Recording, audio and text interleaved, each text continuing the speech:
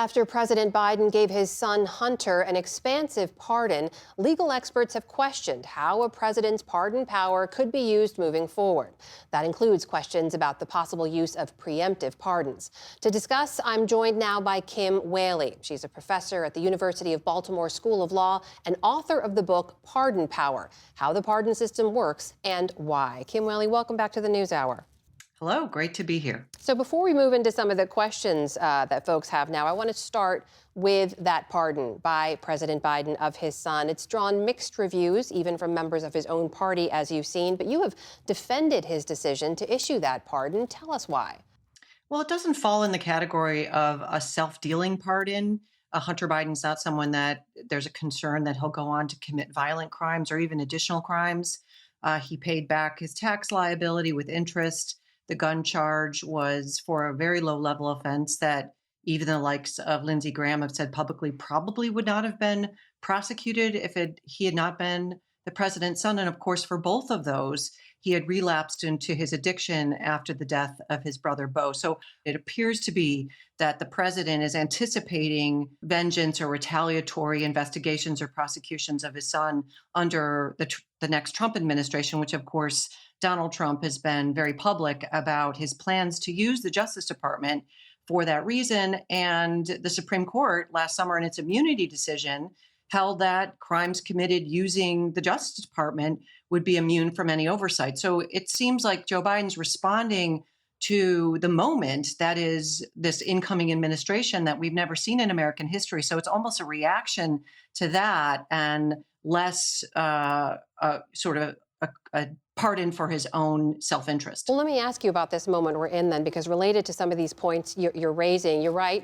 President-elect Trump has previously said that he wants to use law enforcement to target some of his political enemies. Just this week, he said that members of the January 6th committee should go to jail. All of that has raised questions about this issue of preemptive pardons, whether or not President Biden should issue those. What do you make of those calls for preemptive pardons, and is it legal to do so?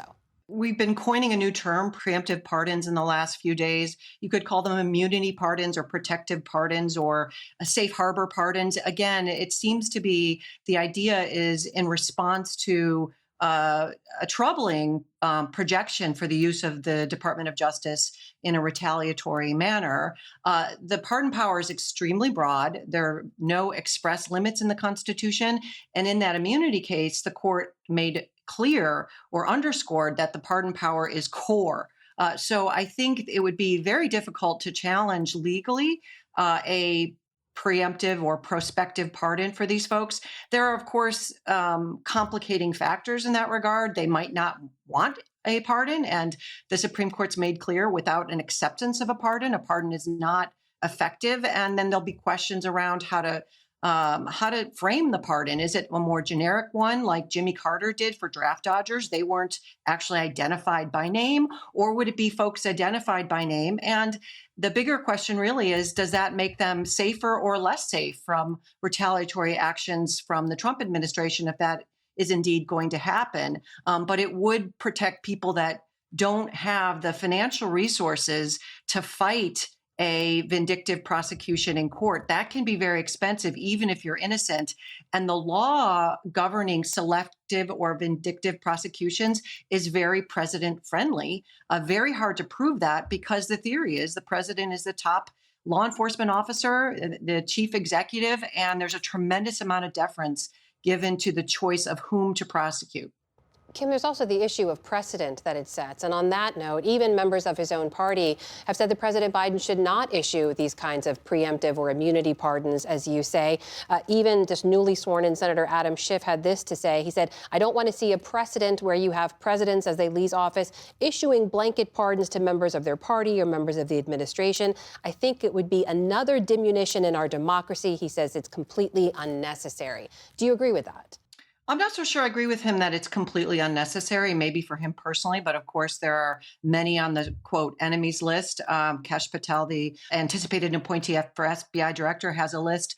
As far as that kind of revolving door of of immunity pardons, yeah, that's a very serious concern. And it's one that I raised before this topic came up. But I agree overall with those who have said that we're heading into very treacherous waters when it comes to the rule of law and the Constitution and the potential abuse of the massive powers of law enforcement investigations and prosecutions by the incoming president of the United States.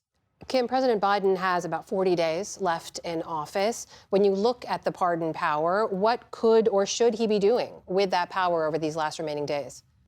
What gets lost in this conversation around the pardon power is the original purpose, which is mercy. And presidents, I think, since Reagan, where there was a political benefit to being tough on crime, have really largely shied away from using it to achieve justice. There's no federal parole in the federal criminal justice system. But we know there are problems with racial disparities. There are long sentences for nonviolent offenses.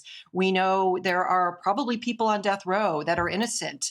So Joe Biden, as one of his elements of his outgoing legacy, which is a little bit under siege in this moment, could use that unlimited power to actually address some of the massive problems in the criminal justice system, like, for example, he did with marijuana offenses and President Obama did in 2013 with respect to low-level drug offenses. So it could be the pardon power it holds corruption and mercy in the same place, and it could tip towards the more beneficial aspects of the pardon if the outgoing president were to decide to use his power in that regard. That is Kim Whaley from the University of Baltimore School of Law joining us tonight. Kim, thank you for your time. Appreciate it. Thank you.